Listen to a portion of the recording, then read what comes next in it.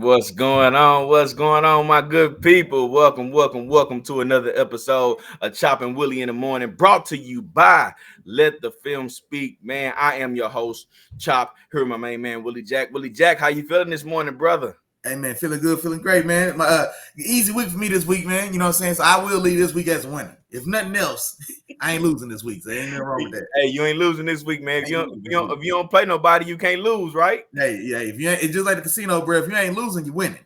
So hey, it's just that big goes. facts, man. Big facts, man. We have now started week 9, man. We have now started week 9. If y'all don't know what that means, man, it's about that time.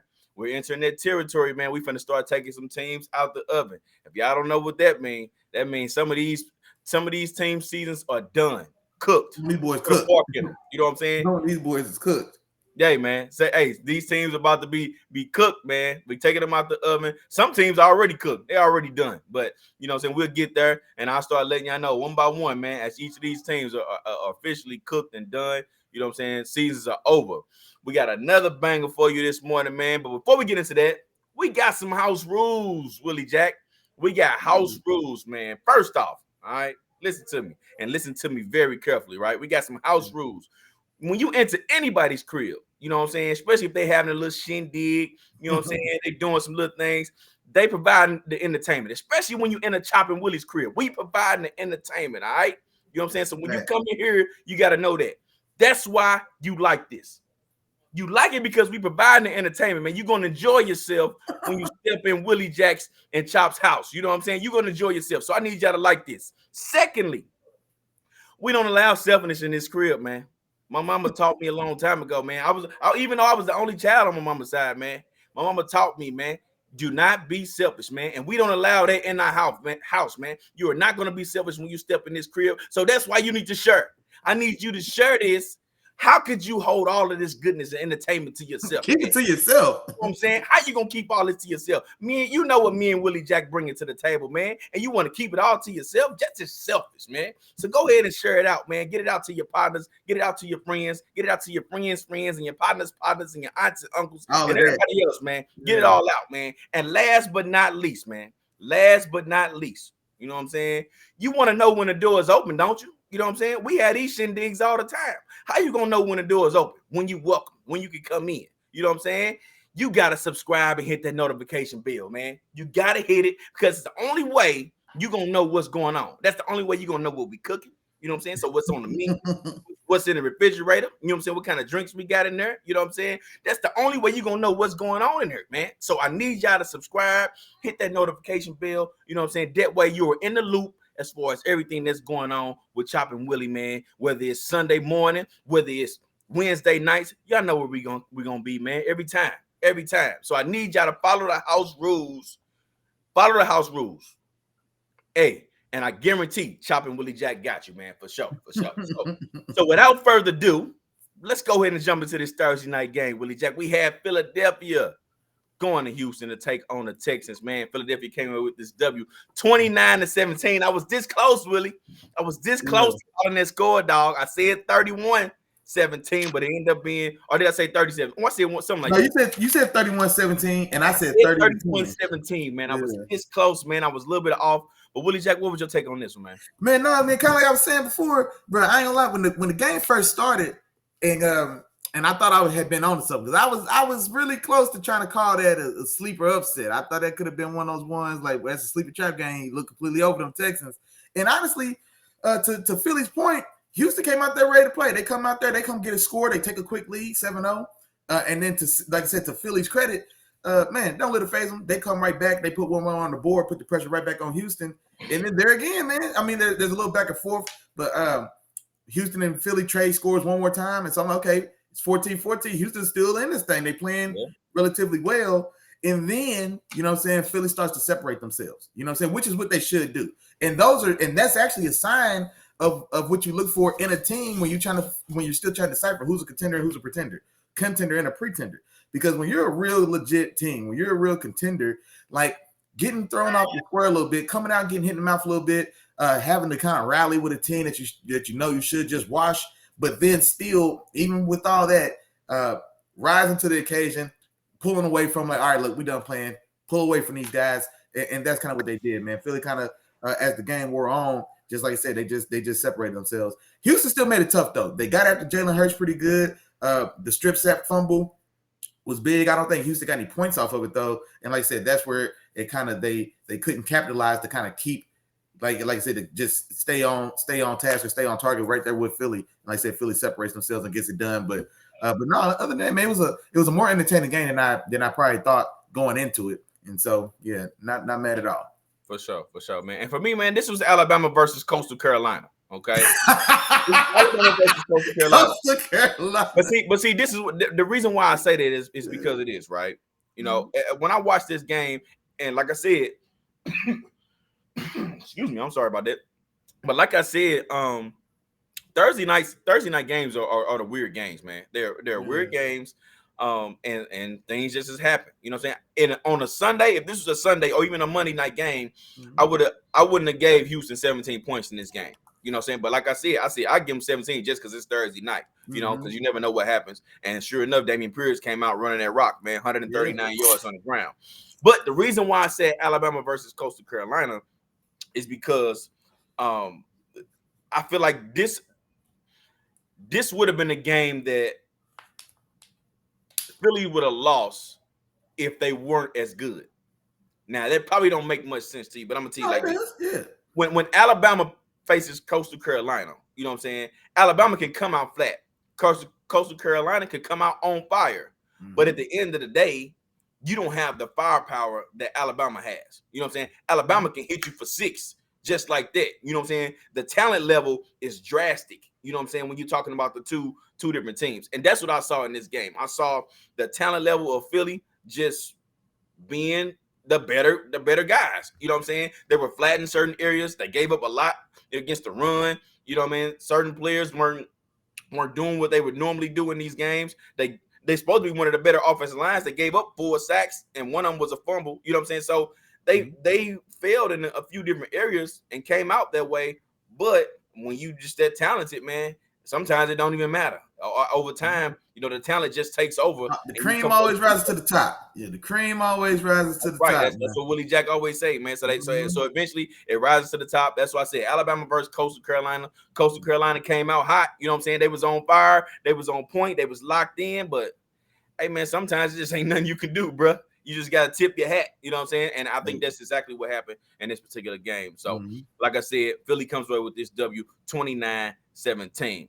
All right, Willie Jack. Now let's go ahead and give them what they came here for, man. Of course, y'all know on Chopping Willie in the morning, we always give y'all the game previews, man. We go through the games. We talk to y'all about, you know what I'm saying, who we feel like is going to win, what we feel like is going to happen. You know what I'm saying? We're going to break it down for you. And then, of course, you got to come back Wednesday night because Wednesday night, that's when we talk about who was right, who was wrong, you know what I'm saying, what we saw, and we just break it down, man. So let's go ahead and jump into this first game, Willie Jack. We had the Chargers. We have the Chargers going to Atlanta to take on the Falcons, man. And I'll start this one off, Willie Jack, and I'll say this first and foremost. Chargers been banged up all season, man. They've been banged up, and I wonder if I know I've been giving them a lot of slack as far as their inconsistency, and I'm wondering that I'm starting to think that this is one of the main reasons. Your boy Rashawn Slater, he's out for the season, right? You know what I'm saying? A huge piece to the offensive line. Yeah. Joey Bosa hasn't played since maybe week 1, or if he played, you know what I'm saying? He's out because he's on IR, I believe. Right. Yeah. So he hasn't played. Keenan Allen has been out the last few games. You know what I'm saying? And now Mike Williams is out. Also, don't forget J.C. Jackson is now out for the season. You know what I'm saying? So a lot of key pieces to this team are banged up, man, and are not able to play in this particular game. You know what I'm saying? And I can seriously say, like, I think that's where a lot of their struggles come into play. So this is actually going to have to be a game where Justin Herbert has to come in and pass their way to victory. Now, you still got one of your guys in Austin Eckler, and I expect Austin Eckler to touch this ball 25, 30 times this game, man. I don't care how he touch it. 9 carries and 15 receptions. You know what I'm saying? I don't care how he does it, but he needs to touch that ball a lot. You know what I'm saying? And I expect those third and fourth string receivers to step up as well with Jordan Palmer, DeAndre Carter, you know what I'm saying, and their tight end Gerald Everett. So they have to step up. On the Atlanta on the other end, the reason I'm going to go with the Chargers, I'm sorry. The reason I'm going to go with the Chargers is because I don't think if the Chargers come out and they pass the ball effectively, Atlanta doesn't have the firepower offensively to keep up as much. You know what I'm saying? I even seen things last game, man, where Mariota was making key mistakes, but they got bailed out by a couple missed field goals. You know what I'm saying? One in overtime and one in, you know what I'm saying, with the extra point.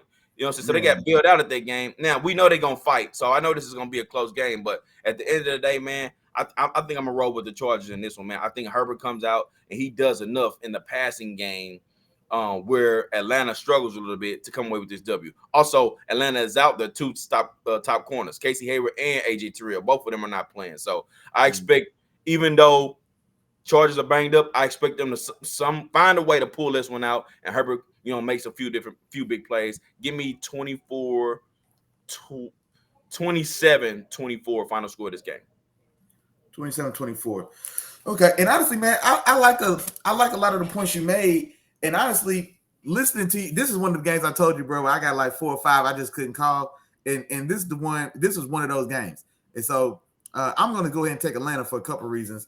For one, you taking the Chargers, and I'm gonna keep my foot on your neck. But for two, Justin Herbert hasn't shown me he's a guy that I don't have to respect him as one of the ones where he comes to town. You know what I'm saying? Like, he hasn't separated himself. So with him being out the pieces, now he's swapping Keenan Allen for Mike Williams this week, which is an upgrade. We've seen. Well, they both out. No, Keenan Allen's out too. I thought he just came back. Sit back. He had a sit back, man. He's out. So you took the Chargers without Mike Williams or Allen? Mm-hmm. It's something like that, man. I don't have faith in Atlanta's passing defense at all. Wait, but you got faith in Austin Eckler's run game by comparison to Atlanta's run game, the second best run game in the league? They passing the ball to Austin Eckler, man. He ain't toting that rock like that. Well, let me tell you what's going to happen in this game. He might get 8 carries. Let me tell you what's going to happen in this game. Atlanta going to win this game 26-24. The run game going to go bananas. It's going to be the perfect mix of what you need from Atlanta for them to win. Mariota's not going to throw more than 18 passes. He's not going to complete more than 13 of them. He's not going to throw more than 200 yards passing. But he is going to have a passing touchdown. I don't think he gets an interception. And he's going to run for about 80 yards. So it's going to be your typical Marcus Mariota victory. Less than 200 total yards, 1 touchdown. No, I'll give him 2 touchdowns, 1 passing, 1 receiving. But I think it's a big day carried by the rest of that run game. Tyler Algier. Rushing. I know what you mean. Yeah. My fault. You got me. Yeah. So Tyler Algier and the rest of that assortment of guys they use in the run game there, I think they have a big day because, just like you said, with the Joey Bosa being out, J.C. Jackson being out may be addition by subtraction. But them, and then also them being beat up on both front lines is what I should have said. With Sean Slater being out, already one of the better left tackles in this league in his second year. Then on the other side, you still got Khalil Mack minus Joey Bosa, who's been out now and he's not coming back anytime soon. The rest of that D-line has been a little iffy. So I think they may have trouble with Atlanta's run game and Atlanta being at home. I always feel wary when one coast is going all the way to the other coast. Even more so. No, I won't even say even more so because, man, going from Pacific to Eastern or either way, that's a big time difference, boy. That's 3 hours. And this is an early game as well. So this is a 12 o'clock game, which means that's a 9 o'clock in the morning game for the Chargers. You know what I'm saying? So I always think about stuff like that. You know what I'm saying? I really do. Like, your body clock's off. It's off. So I'm going to take Atlanta 26-24. And yeah, man, I'm just, like I said, Justin Herbert's got to start from the bottom again with me, man. This is one that easily I should just say, oh, man, Justin Herbert's going against Atlanta. Give me Justin Herbert. But he ain't showed me, like you said, he didn't show me he ain't ready for that yet. You know what I'm saying? He ain't ready for that type of thing yet. So now the Chargers going to Atlanta. And yeah, in the battle of either one of those two, I'll go ahead and take Atlanta. Okay. All right. You got me thinking about it, Willie Jack, but I ain't gonna do it. You know what I'm saying? Because you don't win the side, man. Come on, man. Join the winning program, man. I'm rolling with my gut, man. I'm rolling with it, man. I'm gonna stay on the opposite side, man. That's what got you in trouble this far. Hey, I'm only like a game or two back, brother. I was way back. I'm making some ground up, sir. I'm making some ground up. You better stay. You better keep your foot on the gas. That's what look here, man. I tell you what, man. Second place is the first loser to me. I don't give a damn how close it is. Hey, speaking of that, man. Hey, if y'all in here right now, y'all better get them picks in. Y'all lucky we ain't got no London game because it'll be too late for you right now. Get them picks in, man. It's 10. It's about 10. you know, saying 17, 10, 18. You know what I'm saying? I need y'all to get them picks in, man. Get them on in, get Yeah. them on over to us. You know what I'm saying? So we can go ahead and get you locked in, my brother. So let's go. 11:59. Y'all stop playing. That's Yeah. what I'm talking about. Y'all got a little time left, but y'all better come on with it, man. Come on with it. Mhm. Next game, Willie Jack. Let's go on over to Chicago, where we have Miami coming to visit, man, to take on Justin Fields and the Bears, man. Willie Jack, who you got in this one, man? Man, I'm taking Miami. I'm taking Tua's Miami Dolphins, man. On the road in Chicago. Now, here's the thing, though. Chicago, for better or for worse, now they have changed or tweaked the offense a little bit, making it well, I'm not gonna say dumbing it down, but making it a lot more friendly to with Justin Fields, excuse me. All these just too many Justins. It was making it more digestible for Justin Fields and what he's capable to do today. And they've seen returns on that, to their credit. And so that run game has looked very good over the last couple games. The combination of Montgomery and Herbert, pair that with Fields as well. So, I mean, those three guys alone, man, we should feel good. That's 150 rushing yards on the day. Now, the problem comes with every other play that's not a successful run. Justin Herbert holding the ball too long and taking a sack. Justin Herbert holding the ball too long, making an errant pass. Justin Fields holding the ball too long and getting stripped. That's where he gets in trouble. Now, I am excited to see Chicago because I do want to see how they. Now, this is short and this is early, so the returns on this trade they just made won't be so evident, I wouldn't think, in the early going. But I do want to see just how Chase Claypool looks in that Bears jersey, man. You know what I'm saying? I you know what I'm saying? I hate to see you go, big dog, but you know what I'm saying? But at the same time, man, we knew it was coming. And so I want to see how they look. Just like I said, first signs of their early chemistry, how that goes. And then for Miami, man, much like what we were talking about with Philly and Houston, I feel the same way about this Miami and Chicago team, or Miami and Chicago matchup. This should be a game that Miami is just the better team, and they rise and separate themselves. And so I think Chicago can put up a fight, and they are at home. Like I said, a team that can successfully run the ball is always going to give you fits because they keep the ball out of your team's hands anyway. But Miami on the other side also made a big move, and they brought over Bradley Chubb. And so now you've got another guy to go get after Justin Fields. And like I said before, he's going to hold the ball and give you opportunities. And so depending on, like I said, how this game goes, man, especially if Miami comes out and gets out 14-0 or gets out 14-7 and constantly kind of forces Chicago to try to chase and stay in it, well, then that's where we get in trouble because now we're getting away from that run game that's been safe and dependable. And now Justin Fields is holding the ball too long. And so I say all that to say, man, I do think that Chicago makes it interesting, though. But I'm going to take Miami on the road 28-20. Gotcha, Willie Jack. And I'm with you on that one, man. I'm going Miami as well in this game.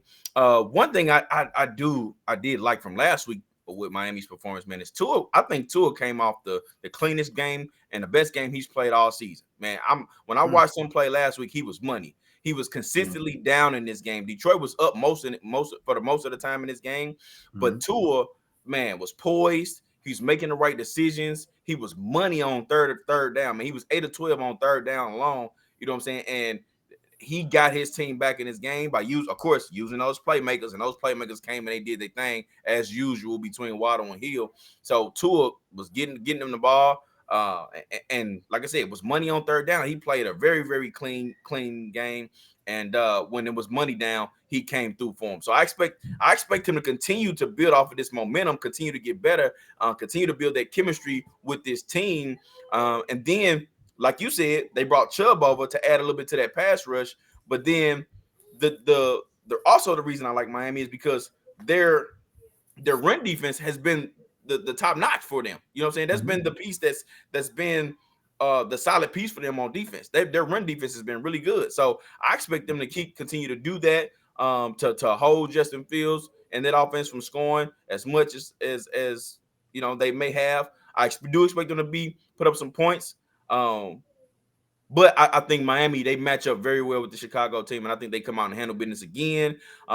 Chicago also, another note, they lost their middle linebacker, so I think that's going to hurt them. Oh, yeah, Rokon Smith is gone. Oh, yeah. In terms of what they're able to stop and what they're able to control in this game. So give me Miami 30-20 in this game, man. I got Miami over Chicago 30-20. That's going to be that's a tall task for them boys. Not that they can't do it. You know what I'm saying? I think they can put up a fight, like you said, but I think this is going to be too tall of a task right now with the way that Miami is playing ball. So. No, for sure. And you know what? And I don't think we mentioned, man, with the move from Bradley Chubb going from Denver to Miami, I think they announced he already has a contract extension think it was 5 for 110. Was it 5 for 110 or 5 for 119? And you called it too. I was thinking about should I have pulled that clip, but I was like, I might not pull that one. But you said, man, he had 9 figures coming. You told me he had 9 figures, man.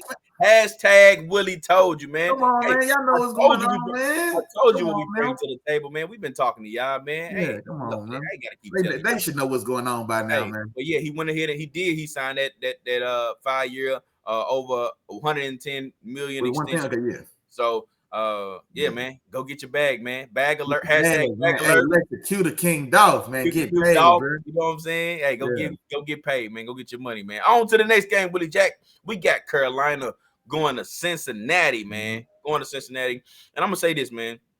First off, we've seen enough from Carolina to know they can be feisty. Okay, we've seen them. Like I said, they upset Tampa Bay. I don't know if you can really call it an upset because Tampa Bay's been struggling, but they beat Tampa Bay. And then they right there in the game and could have easily came away with this W against Atlanta last week. So this team ain't no pushover. You know what I'm saying? Let's just get that out of our head right now. If anybody thought they was going to be a pushover, that's what they not. That's what they ain't. And they've shown it and they proving it. And they're like, look, man, I don't care what they're talking about, but they ain't nobody finna just come in our house, eat up all our chicken, eat up all our bread. You know what I'm saying? You know what? Let's get it. Nah, that ain't happening, brother. We're gonna have to throw down. You know what I'm saying? At least they're a team that says, wait, we're gonna have to throw it. Win, lose, or draw, you're gonna have to beat me. You know what I'm saying? And I like that coming from this team. I like the attitude of this team, and kudos to their interim head coach right now. And let's see if he gets a job after this. I want to see how he continues to do. On the other side of it, of course, we know Cincinnati has been inconsistent. You know what I'm saying? We've already established that Cincinnati is a different team without Chase, but I don't think Carolina will be strong enough on offense to take Cincinnati away from their game plan. You know, last week in a divisional matchup against Cleveland, I felt like Cleveland took Cincinnati out of their game plan, which changed things for them offensively, made them look a little bit more sloppy.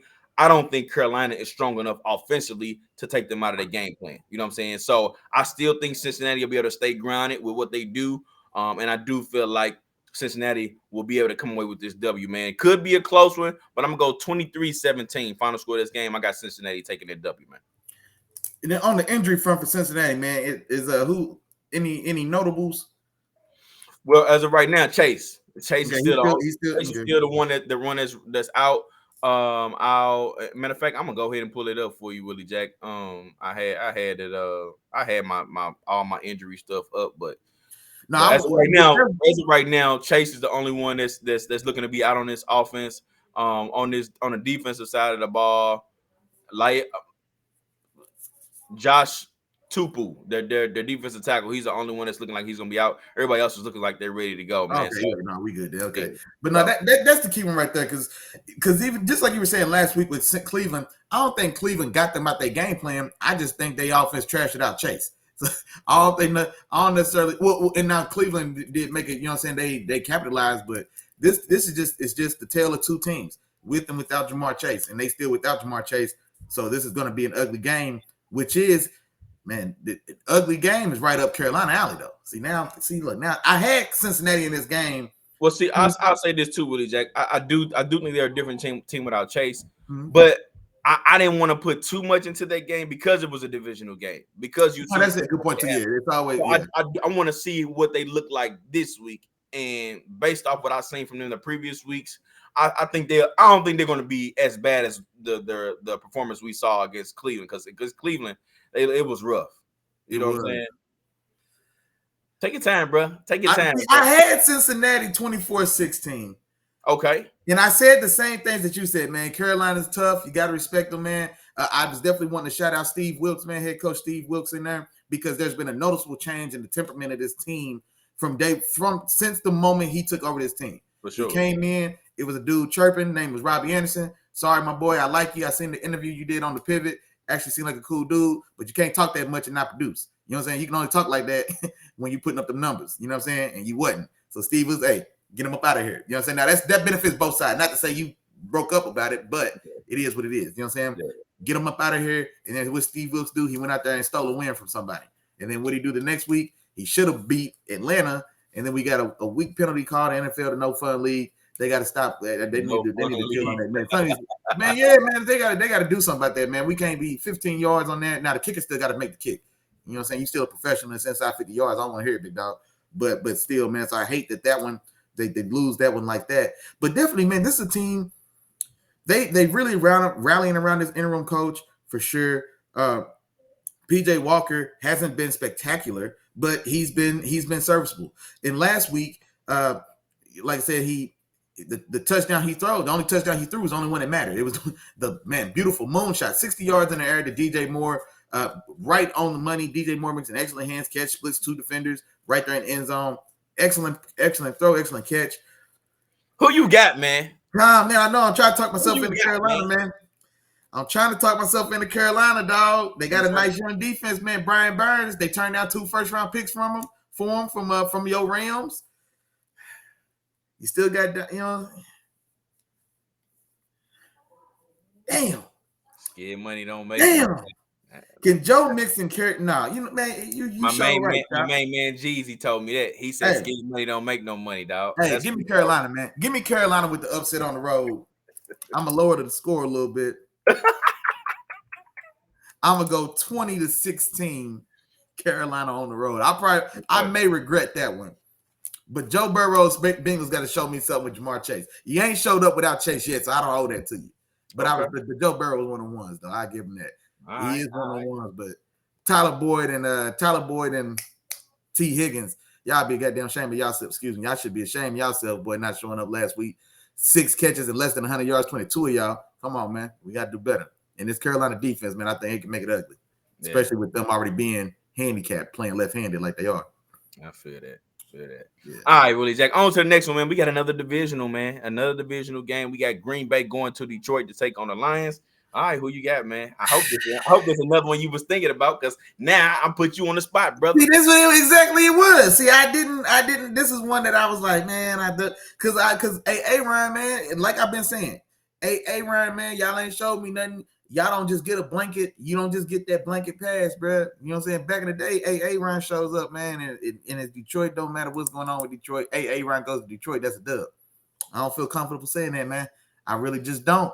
You know what I'm saying? I just don't know what to expect from that passing game. And here's the thing about it: we know Detroit can score points. Green Bay has been lackluster for sure. It goes without saying on offense, but that defense hasn't been the defense we wanted them to be either. And now we're to the point, you know what I'm saying? You are who we thought you were at this point. Or no, you're not who we thought you were. Now it's week 9. So now it is what it is at this point. So, like, love it or otherwise, man, that's not a dominant unit.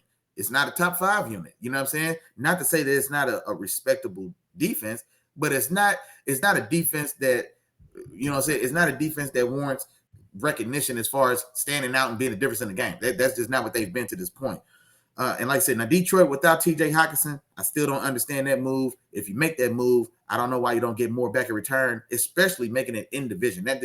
I've just got to imagine, and I don't know much about TJ Hockenson. You don't give up draft picks and give up TJ Hockenson. Bro, he was a foundational player for that team. He was on his rookie contract, and he's a stud.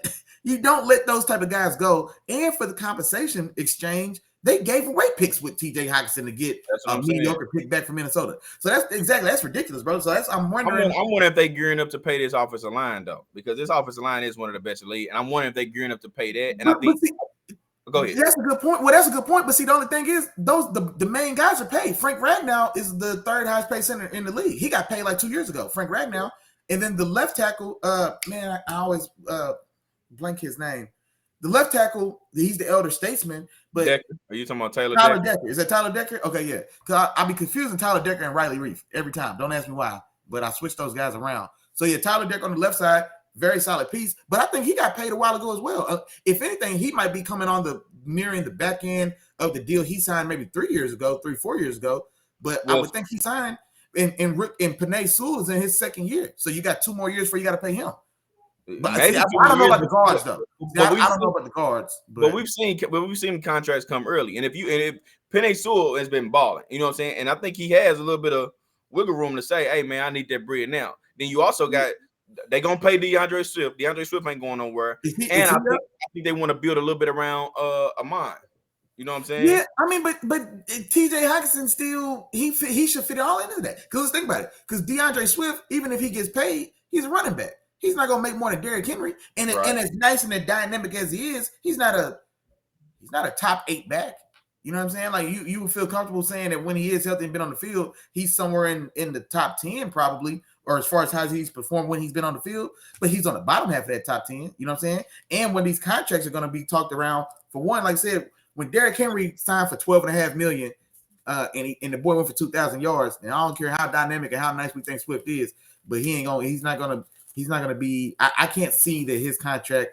I can't see him getting 16 mil a year. You know what I'm saying? Like what Zeke got a couple years ago, 16 and a half. Like I can't see it. So I think and he hasn't been healthy enough or consistent enough to warrant it. You know what I mean? You can't make the club in the tub. So he's giving them ammunition to take away a few more of those dollars because they could point to his attendance record. You know what I'm saying? So also, man, I'm almost wondering if maybe there was some type of blow up in the office, man, behind the scenes. I wonder if TJ went in there and got busy with the front office and said some things that he probably should have took back, and they had to make a move to get him out of there. The only other part of it too is this. Now I agree with you on giving away the picks, but I wasn't there like messed up that they gave him away because they wasn't using him like that anyway. They wasn't using him like a premier tight end. You know what I'm saying? Like I think he has top tight end potential, you know what I'm saying? But they weren't using him as such. You know what I'm saying? They like I said, they're targeting their mind. They targeting their other guys. Yeah.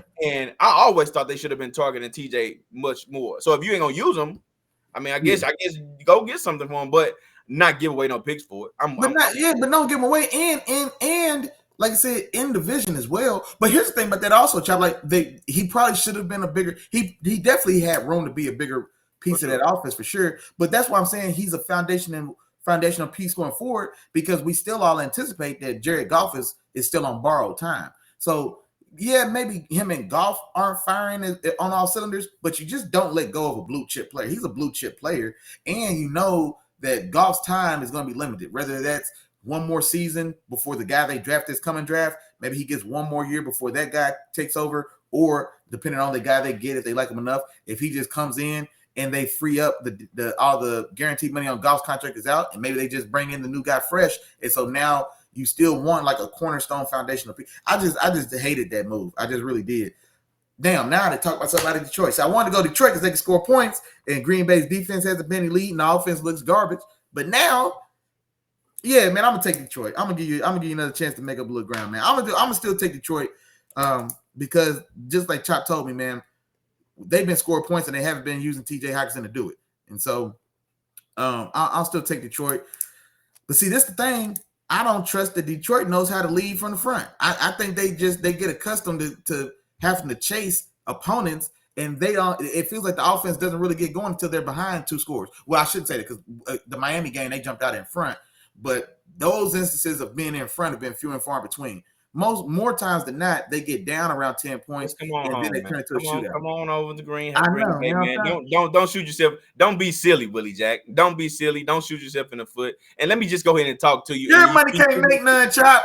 Let me give you a chance to think about this one. I got you. Hold on one second. Come on. I'm going Green Bay in this game. All right, and I'm gonna tell you why, man. Because I saw a different team last week than I have the weeks before against Buffalo. I just watched them tear Buffalo's run defense a new, you know what I'm saying, with Aaron Jones and AJ Dillon. You know what I'm saying? Those guys look like they came out with a different sense of urgency. They came out with a different purpose. You know what I'm saying? You've seen some of those wide receivers, even though they are young, make some of those plays. I seen Romeo Dobbs go up and make a great catch. You know what I'm saying? Yeah. I seen another guy, I don't even remember his name, like Core make another touchdown catch in the back of the end zone, find some separation.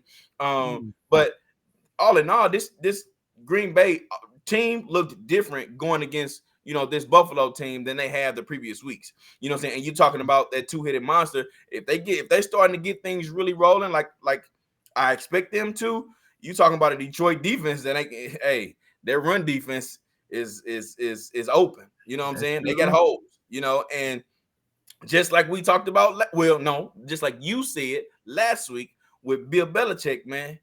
Aaron Rodgers ain't losing to Detroit, man. That just don't happen. Aaron Rodgers ain't losing Jared Goff. Hey, it's 2-10. Aaron Rodgers owns Chicago. Yeah. He owns Detroit, man. I'm just gonna put it out there like this. So I don't.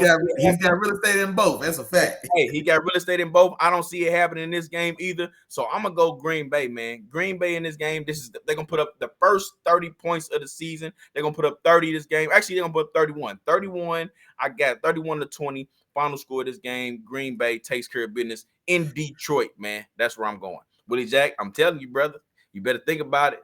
If I hear you, if you want to stick with it, you know what I'm saying? Roll with it, bro. Roll with your gut. But I'm just telling you, the team that I seen last week, I don't know if Detroit ready for them, especially after getting rid of, you know what I'm saying, TJ, you know, and showing that the defense can't really stop nothing. So that's where I'm at with that. You make a few very good points there, Chop. I will give you that. You make a very good. You bring a few. Now here's another thing that I think about that Buffalo game, though. I really think that Buffalo could have beat. I really think that Buffalo left 2 touchdowns on the field that game. That game didn't have to be as close as it was, and I think Big Josh in Buffalo, Big Josh namely, I think he got to forcing a little bit, trying to blow that thing open, and it actually resulted in turnovers, and the game was closer than it really had to be. But that's his game, though, man. Josh Allen always going for the gusto. He trying to snap your neck. That's his game, and with that, we do see interceptions every once in a while, but that comes with it.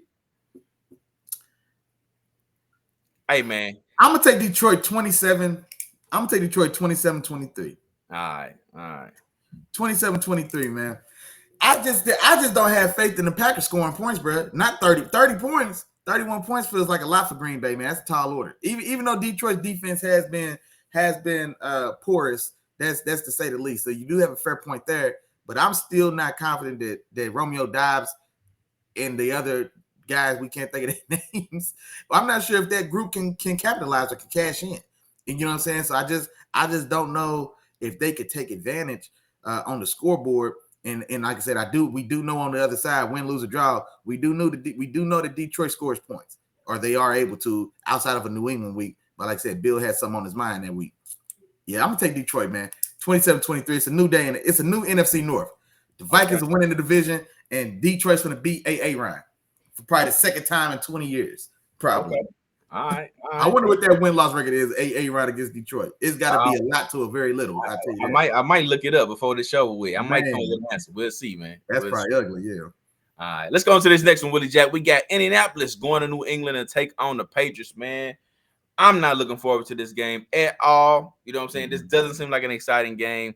But I'm gonna go New England though. I'm gonna go New England in this game for a few different reasons, but at the same time, maybe not super confident reasons.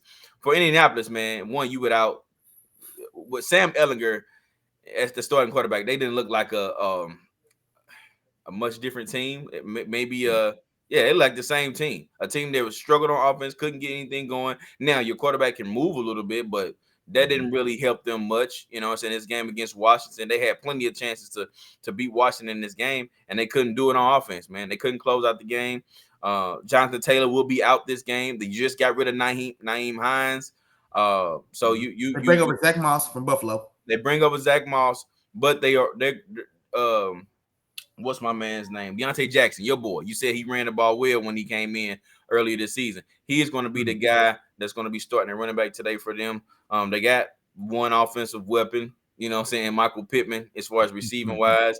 And yeah, man, other than that, this team just don't have much. Now their defense has been all right. You know what I'm saying? The defense hasn't been bottom of the league type of defense, but I just don't think they will be enough for the New England team. The New England team, they're gonna play their same game, man. And I expect this to be a little closer, but they're gonna play their same game. They're gonna run the ball a lot. They're gonna play sound defense, and they're gonna wait for you to make a mistake. And for sure, Sam Ehlinger being another young QB, hey man, you're gonna be another guy that goes down in the grasp of the Bill Belichick team, man. So I'm going New England Patriots in this game with a low.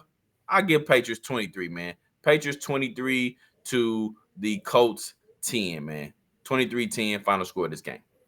And that's great. I also gave the Patriots 23 to win this game as well. But for a lot of those same reasons, man. Now, here's the thing about it as well. Last week's game with Sam Ehlinger, now mind you, with Sam Ehlinger. And so I don't want to lie and say we had very high hopes or expectations for for what he was going to do for that offense. But I think the point is how ugly I expect that they will look against New England. Because one thing that we know, these young guys ain't got. You got to be somebody special or a difference maker if you're gonna have a young guy pull one over Bill's eyes. And Zach Wilson and now Sam Ellinger, they not gonna be those guys. So I definitely anticipate that New England makes this very ugly for Indy on an offense that's been ugly already anyway. But it goes back to the point where there's issues bigger on this. There's way bigger issues on this team and specifically on this offense. And none of those issues start with Matt Ryan. And I think that's fair to say because this offensive line, which was meant to be the foundation of this team and of this offense, it's just been a terrible year for them all year long. They haven't got the running game going, and now so you've got a 2,000-yard back in the backfield who fights to get 60 yards a game. You know what I mean? So like that's where these problems are coming from. And so now, of course, like you said, you've got Sam Ellinger who can move and try to evade and buy himself time with his athleticism, things that Matt Ryan just can't do. But it doesn't matter if he can buy time because he can't do nothing with the time he gets. You know what I'm saying? When he buys time, he can't capitalize on it anyway. And so running around for the sake of running around don't help nobody. I had this game 23-16, but now I'm going 23. Sam Ellinger is not going to score a touchdown. 23-9. 23-9 New England at the crib. This is going to be low and slow, easy peasy, boring to watch, methodical. Bill just picking them boys apart over the course of four quarters and getting out of there with a dub that didn't cost them much exertion. And you said what did I say? Did I say 23-10 or what did I say? 23-10. Okay, cool. All right. I just took my touchdown away. I had 23-6. I had 23-16. I was like, you know what? Sam Ellinger ain't throwing no touchdowns. I'm gonna tell you what else ain't gonna happen. That kicker ain't making 3 field goals. The way we seen that boy perform last week, I don't know, bro.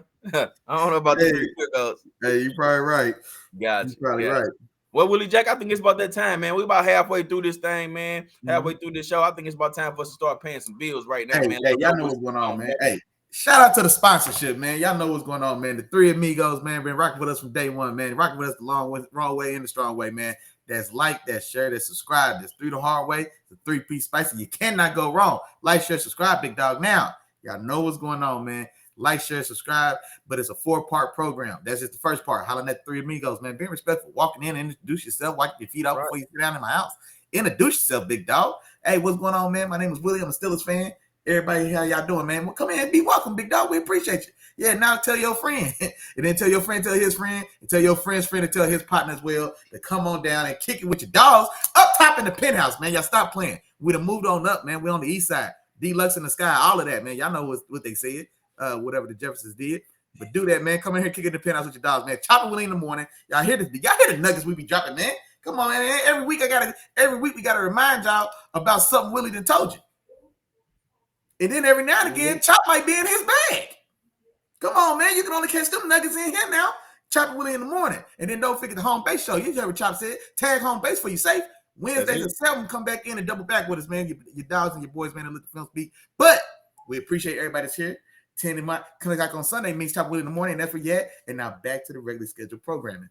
Back to the program, man. On to the next game, Willie Jack. We got your boy, Big Josh.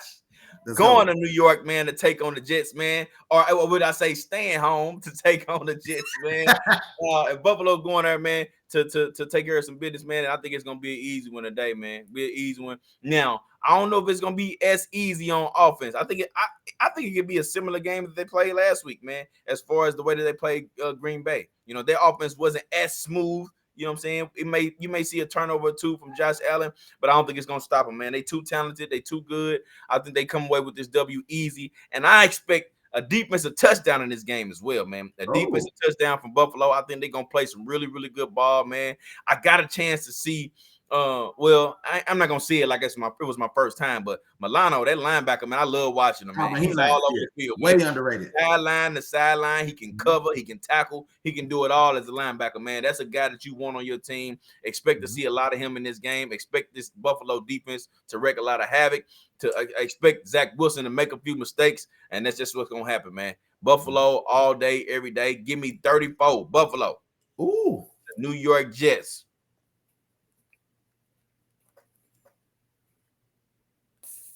13. I'm going 13 again. 13 again. 34-13, man. They're gonna spread this one out, man. They're gonna Hey, spread I'm not mad at that at all, man. I also gave New York 13 points in this game, man. But I'm taking Buffalo on the road at the crib. on the But road. I gave them 28. I gave them 28 instead of 31 to 34 because I do think that New England, well, not New England, New York, the Jets. I do think that they have a chance to make it interesting. I think just in the early going. I shouldn't say that. Let me take that back. I want to see how interesting it gets between Sauce and Diggs. That's what I should say. That's the one right there. I want to see how that plays out, man. So I am excited to actually see that game for that reason. And then not even when he's just covering Diggs as well, but how he does with Gabe Davis. Gabe Davis is a big boy. Gabe Davis is who Ryan and Kansas City wish Marquez Valdez-Scantling would have developed him into being. 6'3" guy. He's 210 pounds or so and can fly. You know what I mean? He's a big body guy that with real wheels, and he's the deep threat on that team. More. I mean, if you really look at it, so he's the guy that hits you for 60-yard touchdowns over the top. You know what I mean? And we've seen him and Big Josh cash in on those many a time, man. So I'm curious to see how Sauce's day goes on either side of the field, when he's on Diggs' side or when he's covering Gabe Davis. But I am excited to see that. But other than that, man, I think Buffalo rolls. I got it 28-13 on the road at home. They still staying in New York. They're just going down the street real quick, around the corner. But 28-13, man, I don't think there's any real issues in the game at all. Do want to see how James Robinson looks, see if he looks any better, I guess, because just like Chop said, man, Green Bay had some success in the run game last week against this Buffalo defense. And so seeing that maybe James Robinson, now that he's had an additional week to really kind of get himself comfortable sitting in the big seat now in New York. So see how that goes. If they can get something going there, then like I said, maybe they kind of delay the inevitable. But Buffalo rolls, man. Big Josh 28 and the Jets 13. For sure. On to the next one, Willie Jack. We got your boy, Jay Jettas in Minnesota.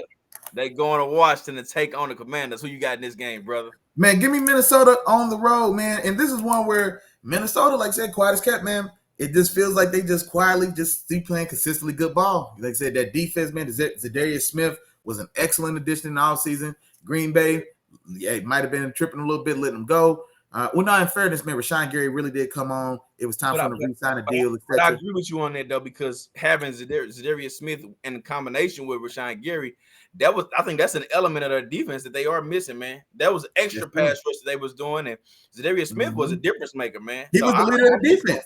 He had came on. I want to say he had been voted captain. He was definitely the leader and the vocal leader of that defense for sure. Coming over as a free agent, and then another team that dropped the ball, Green Bay let them go. Baltimore not trying to play funny with his money, and so he signs. All the reports are that he signed with Buffalo. Buffalo tries to do something to pull a couple of them dollars back. All right, cool. That's cool. I'm going to Minnesota, and he's been a very welcome addition to that Minnesota defense. And then on offense, man, it's just consistent.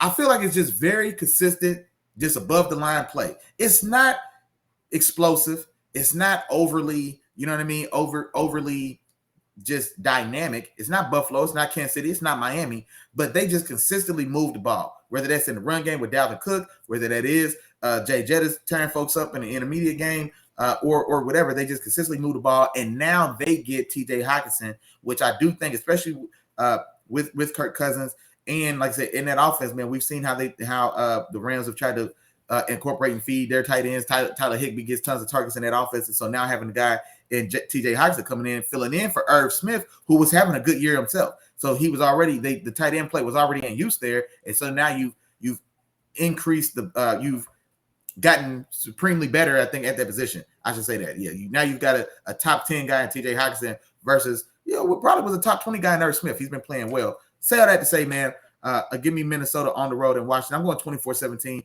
Tyler Heineke, for all the hero play or the deep shots, those deep prayers he throws up and Scary Terry bails him out on, for all of that, outside of like those style of plays or throws, I don't see him actually succinctly move the offense. Like I don't see legitimate drives. Him just being able to just methodically move the ball. It feels like the team gets in these kind of ugly kind of battles and it's 17-13, and then he finds and gets a duck up 40 yards in the air, and Scary Terry comes down with a big catch that either leads to a score and a win, or leads to a big field goal to take the lead. It's something like that. And so those are more so very specific circumstances where he's shown to kind of come through in a moment. But barring that, I just don't feel comfortable with him just consistently being able to just go out there, drive, and just get his points. Because I think Minnesota's a team that they really just, on both sides of the ball,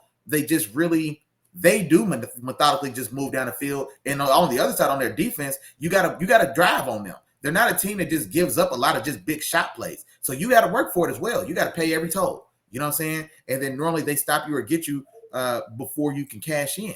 And so that's why I feel comfortable in Minnesota, or with Minnesota doing this on the road. But yeah, 24-17 is the score I got for that one. Gotcha. And I'm gonna go. Give me 24 as well for Minnesota. I expect them to come away with this W2. I'm trying to think of my score for Washington. I think I'm gonna go. Give me 16. Let me 16 just to make it a little different. Throw it off a little bit. I'm gonna go 16 for Washington, man. And performer of the week, man. I'm going Justin Jefferson. That's just what it is. I'm going with Justin Jefferson. Washington just got rid of my boy Willie Jack's son. You know what I'm saying? They got rid of his oldest boy. You know what I'm saying? that leaves an open room for their cornerback. You know what I'm saying? And I expect Justin Jefferson to come in and make himself at home, man. So give me 9 catches for 140 yards. Give me a touchdown. Give him two touchdowns. Yeah, give me 2 touchdowns for Jay Jettis, man. Give me 2 touchdowns. Hey, I love it. That's a good call. He has a great day today. But more to the things that you said, man. I think Minnesota. You know what? Put 27 on there. Put 27 for Minnesota. The more I think about this, man, the more I feel like this. Minnesota, man, not only have they been playing some really good ball, they've also added another piece, the piece that I talked about in TJ Hockenson, which I think is going to be the piece that's really going to help not just the passing side, but that running game. And I said this last week when I talked about the trade. He's going to really help out this running game, especially with him being such a great a run blocker for a tight end, you know what I'm saying? And expect Dalvin Cook and Madison to really, force themselves on Washington in this game, man, and make this a game where, hey, man, it ain't too many things y'all can do to stop us. I see your face, Willie Jack. It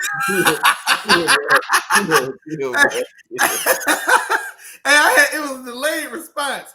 I was listening, and I was like, man, wait, what did he say? That one hit me a little late. I was like, hold on. Hey, said, did he just say? Did he just, like, did he just say? I was gonna let it go. I was gonna let it ride. I thought you was, and then I seen your face. I was like, oh man, that's when it hit me, because it hit me like, what did you just say? Wait, wait a second. Man, I said all to say, man, Minnesota has a lot of different weapons, a lot of different ways they can attack. And Washington doesn't have everything that they need to stop this Minnesota team, man. So I got Minnesota putting up 27 points in this game, and it'll be 27-16 my final score. Minnesota wins this game, man. So let me get on about this game, man. Get on about So that's what we got there. Oh, to the next one, Willie Jack. We got Las Vegas going to Jacksonville to take on the Jaguars. Willie Jack, I don't know about this one, man. But let me see if I can talk myself through it, man. Because I don't know who I'm going this game. Because I just watched Las Vegas look terrible last week. I mean, look terrible. Like I said before, Derek Carr threw for 101 yards. I don't know how you do that, man. This ain't the 101 Dalmatians. You know what I'm saying? I don't know what's going on here. But 101 yards, man, you could do better than that. Especially, you know what I'm saying, against the opponent, man. You could have did a better job, man. You could have did a better job. The whole offense could have did a better job. The whole team, Josh McDaniels, everybody, man. Y'all didn't show up in this particular game. And Willie told me, man. He told me that New Orleans team was going to be stout in their run, and Josh Jacobs wasn't going to get anything going. And the more I talk about it, I think I figured it out, man. I'm gonna go Las Vegas in this game because they should come out with a chip on their shoulder. Devontae Adams, 1 catch, 3 yards. That's uncalled for, brother. That's uncalled for. You know what I'm saying? You got to do better than that, man. You know what I'm saying? You one of the top of the league. You know what I'm saying? So you got to come back, bounce back game. I expect a bounce back game because I don't expect them boys to go out like that, man. That's just embarrassing. 24-0 to the Saints. You know what I'm saying? You got to come out better than that, especially with them being so hurt and banged up, being without some of the top guys in that game. So I expect Las Vegas to get it together, go back to the run. That's what was working. Go back to it. Feed them. I don't care. Force it to them. Get them that rock. Because when Josh Jacobs was rolling, y'all was rolling. So do that in this game, and I think y'all going to be fine. You know what I'm saying? This Las Vegas team is going to be all right. Jacksonville, on the other hand, I don't have as much faith in as far as them getting things together. They had a little time in this league earlier in the year where they looked like, okay, maybe they're taking a step forward, a step forward. And then, we started to see the old Jaguars, the true Jaguars come out. So the Jaguars, they can't really capitalize or finish, when it counts. And you need to be able to do that to win games. And so I don't see how they come away with the W in this game. Maybe they get some home momentum. Maybe they get a few plays going, but I don't think they come away with this W against Las Vegas. And I got the Raiders coming away with this W. Give me 24-20 final score of this game. 24-20, got you. So my score is actually pretty close, similar to yours, but I'm going the other way, man. I'm going the other way. I'm taking Jacksonville at home. Okay. And it's because much like I've said before, man. I talked about it with Green Bay. We talked about it with the Chargers. Derek Carr should be when I say Derek Carr and Devontae Adams are going to Jacksonville, that should have been an easy dub. But they ain't showed me that. They haven't earned that respect. They ain't earned that stripe. I ain't gonna give it to them. You are who at this point in the season, it is what it is, and you are who you are. You know what I mean? And this Raiders team, much kind of like I was thinking in the preseason, I didn't think they did enough to keep up with the other moves in that division. And honestly, quite as kept, man, they probably the worst team in that division. They probably really are. And that's even with an ugly Broncos offense, but the Broncos defense is so superior to the Raiders. And then now Russell doing high knees in the plane, man. They get a dub or so. And so now the tide might be turning in Denver. You know what I'm saying? Hey, Russell Wilson them high knees on the plane, man. They get them going. Hey, if they keep winning, man, keep it going, Russ. I ain't mad at you at all. But just like you said, that offense last week was putrid. It was terrible. Josh Jacobs did have a tough time in that run game, man, with the Saints. And also, man, this Jacksonville defense has a lot of young talent. You know what I mean? So they've got a young rookie Devin Lloyd, a young rookie Trayvon Walker. You've got not C.J. Henderson, Tyson Campbell, the corner from Georgia, played on the other side with Eric Stokes when they were at Georgia. So he's a nice young guy that's coming along as well. And then the other boy, man, the other Josh Allen, the edge rusher. Josh Allen on that team as well. So they've got a lot of pieces there, young pieces on that defense that could also give this Raiders team some trouble. And especially if they do want to lean more on that run game, then I think that plays more into Jacksonville. I think that plays more into Jacksonville being able to kind of, like I said, hold and maintain control of this game. Now, can Derek Carr and Devontae Adams get going and take advantage of a relatively young cornerback group? That's the question for me. And as ugly as last week was, 100 yards total for Derek Carr, 3 yards and 1 catch total for Devontae Adams, that chemistry relationship that we were thinking or hoping was going to be rekindled, it hasn't done so just yet.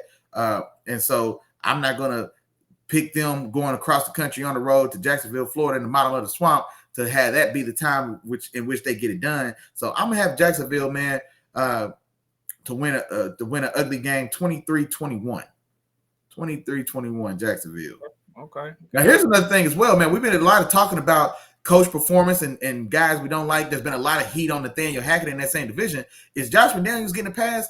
Because the Raiders have been just as bad or just as ugly as the Broncos, honestly, or maybe a little uglier because they're not as good on the other side of the ball. At least the Broncos have had a very solid and capable defense, and it's just been struggles on the other side of the ball. But it's Josh McDaniels, man. He's kept his name quiet, and these Raiders definitely look like they've took a step back from last year. And last week, there's no excuse at all for your $30 million free agent who you just brought over in Devontae Adams. 1 catch for 3 yards can't happen. I don't give a damn if Derek Carr finished with 100 yards and 3 picks, then Devontae should have had 75 of them yards. You know what I'm saying? Like, we can't have $30 million man Devontae Adams, who's still a premier guy at the position. He can't leave the game with 1 down catch and 3 yards. That just can't happen. And For as much sure, as that's for on sure. Derek Carr, that's on Josh McDaniels as well. Because what you here for? What you doing, bro? Are you Right. letting Derek Carr draw these plays up? Or are you scheming? What's going on? You know what I mean? So that's what I want to see. So I'm with you on that, Willie Jack, and I touch on that just a little bit.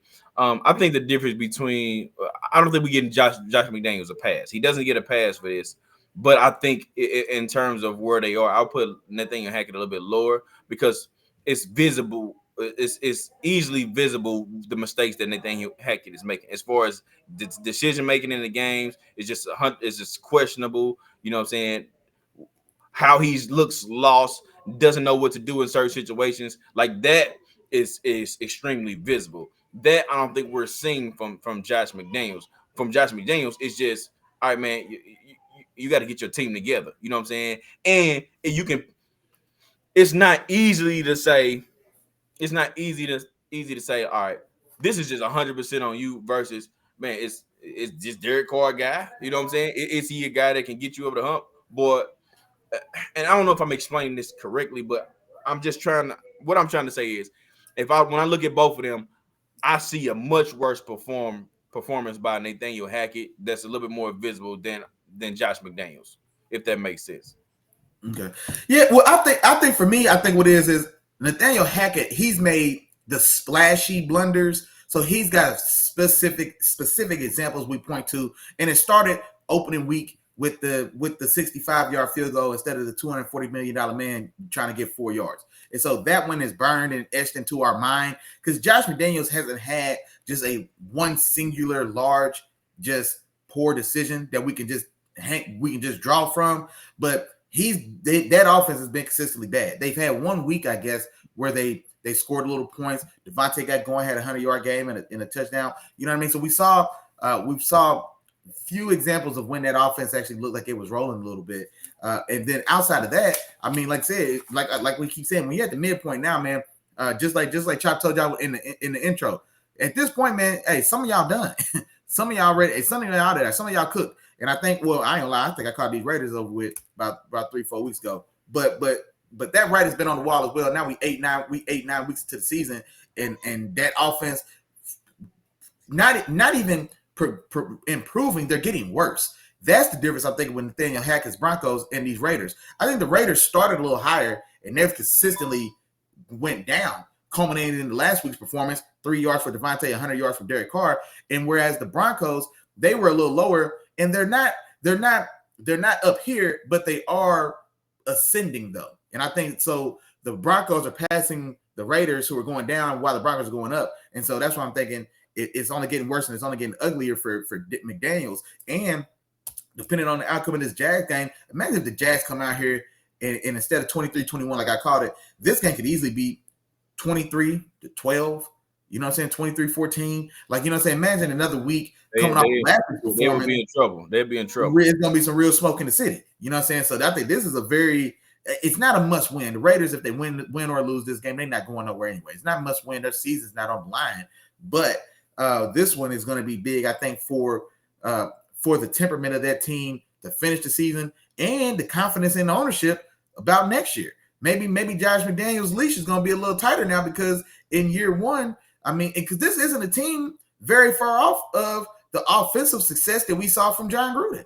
You know what I'm saying? For everything that's wrong with John Gruden, one thing he did right was offense. And that offense was more than competent when he was in charge.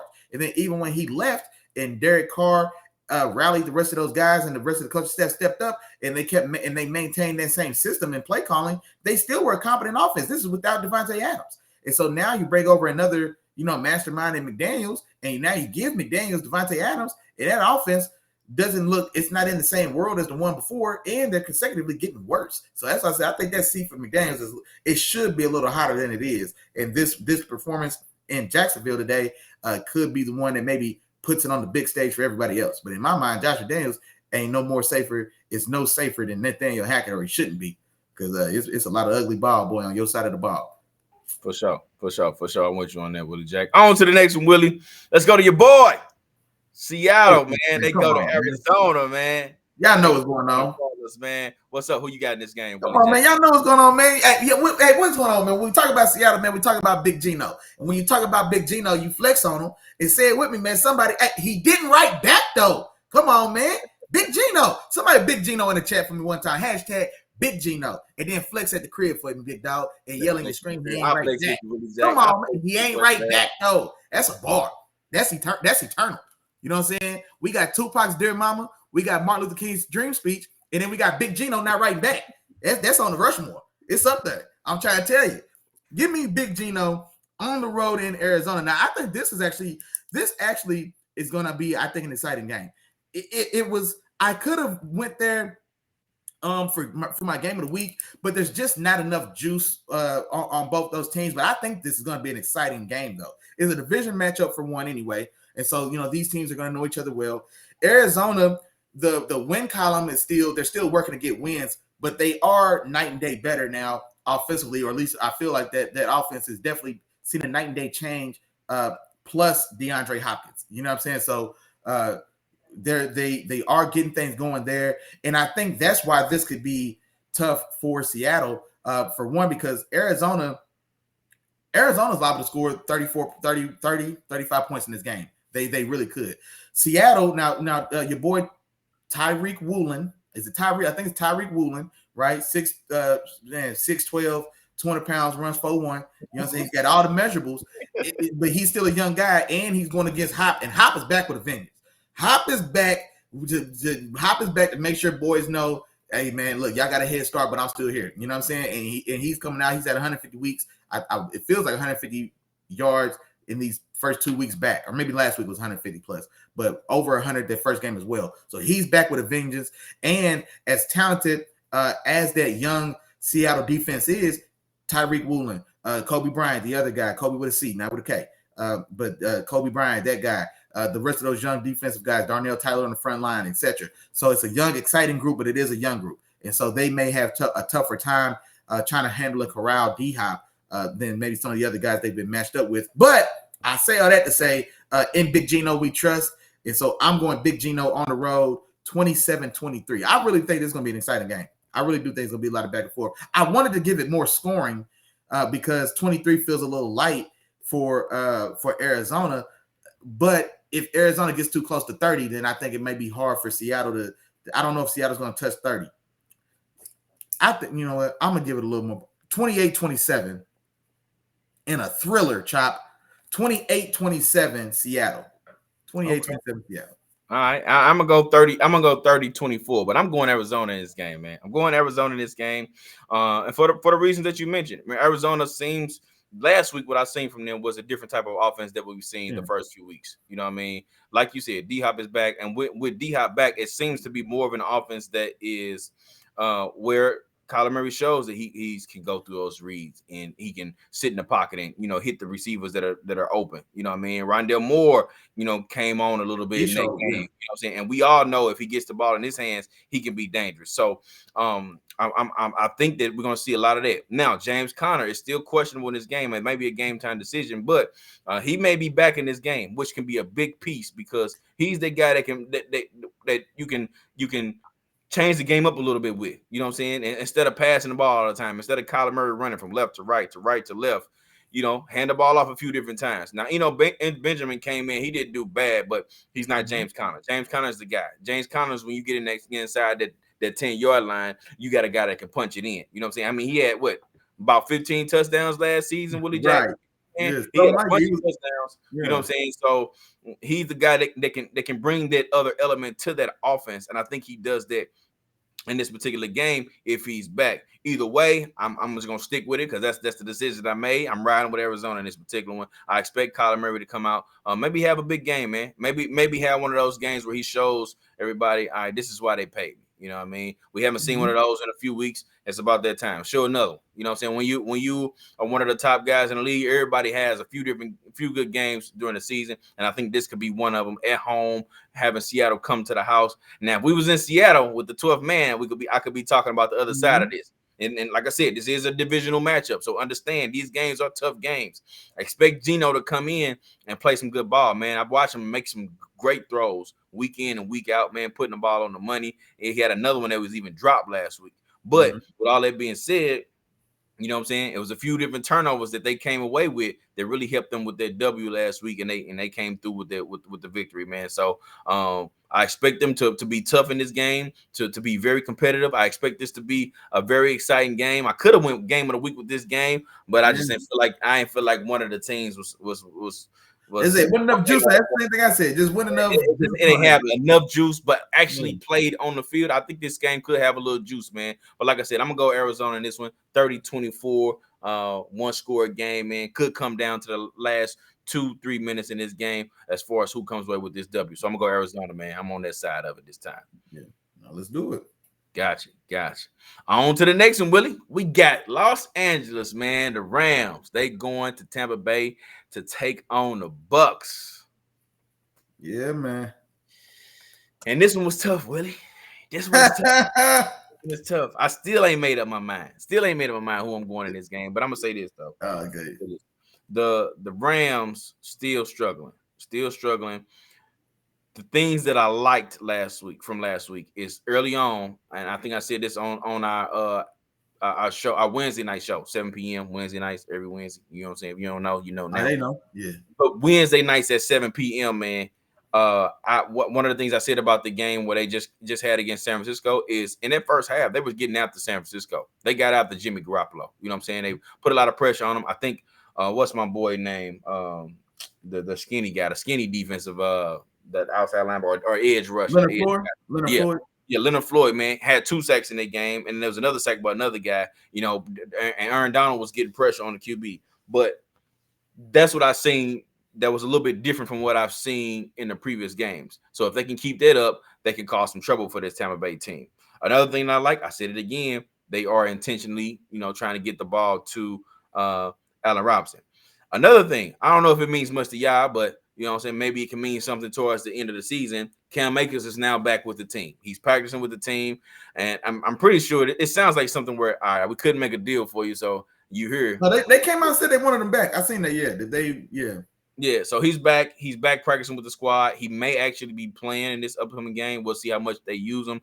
We'll see how that goes. But Cam Akers is back, man. So hopefully he's got his head on straight. He's ready to go. He should have fresh legs. You know what I'm saying? Anything else, you got fresh legs. So let's see how they use them. On the other side of it, Tampa Bay, man. Tampa Bay is another team that struggled. They struggled, man, and they can't find a win. When the last time Tampa Bay lost 3 in a row, or Tom Brady lost 3 in a row, Willie Jack? 2002, ain't that what I said? Something like 2002, man. The last time Tampa Bay lost 3 in a row. So I know for sure they can't lose 4 in a row, right? I don't know. I ain't sold that they can't, man. I ain't sold that they can't, especially since LA have usually owned the Tampa Bay Bucks in the regular season. You know what I'm saying? During the last few years. So this it's a tough one for me, man. But I'm gonna go. I told you I was riding and die with my dogs, man. I'm gonna ride and die with them. I'm going LA Rams in this one, man.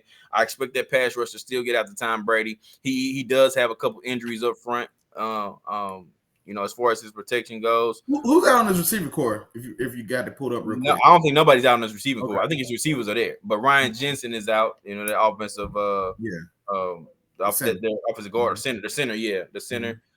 And then I think they're without Carlton Davis this particular game as well, and Antoine Winfield. Okay. Those guys will be out. So you said Carlton Davis and who else? And Antoine Winfield. And Winfield. So I expect the Rams to be able to put some points up in this game. I expect them to be able to do some different things. And Akeem Hicks, man.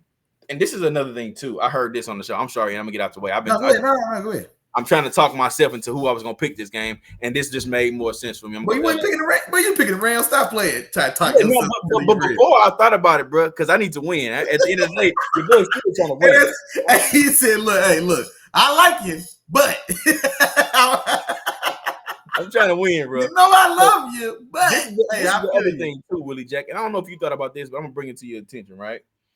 Yeah. And I think it's a reason why Tampa Bay's run defense hasn't been there. One, I do believe that Devin White hasn't been playing to his full potential. But at the other side of that, you have Vita Vea. You missing Ndamukong Suh, man. You missing Ndamukong Suh. Now, do I feel like